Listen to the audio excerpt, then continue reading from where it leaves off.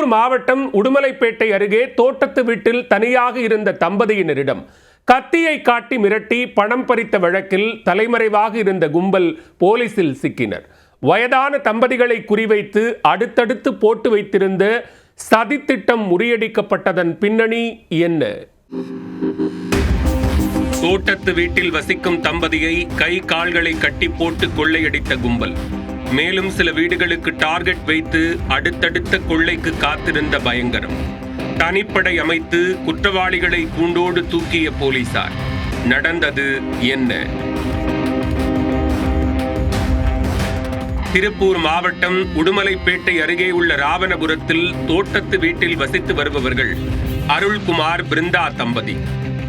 கடந்த ஜூன் 16ஆம் தேதி அதிகாலை 2 மணி அளவில் கணவன் மனைவி இருவரும் வீட்டிற்குள் உறங்கிக் கொண்டிருக்கும் போது வீட்டின் வெளியே ஏதோ ஒரு சத்தம் கேட்டுள்ளது. அதில் கண் விழித்த அருள் கதவை திறந்து வெளியே சென்று பார்த்துள்ளார். அப்போது மறைந்திருந்த முகமூடி அணிந்த கொள்ளையர்கள் திடீரென்று அருள்குமாரின் கழுத்தில் கத்தியை வைத்து சத்தம் போட்டால் கொன்று விடுவேன் என மிரட்டியுள்ளனர். என்ன செய்வதென்று தெரியாமல் அதிர்ச்சியில் உறைந்து நிற்க மர்ம நபர்களில் 3 வீட்டிற்குள் புகுந்து பிருந்தாவின் கழுத்திலும் கத்தியை வைத்து கால்களை கட்டி போட்டு கொள்ளையில் ஈடுபட்டனர்.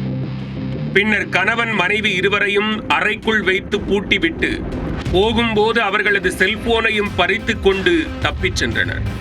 இச்சம்பவம் தொடர்பாக வழக்கு பதிந்த போலீசார் கொள்ளையர்கள் யார், எங்கிருந்து வந்தவர்கள் என விசாரணை மேற்கொண்டு வந்தனர்.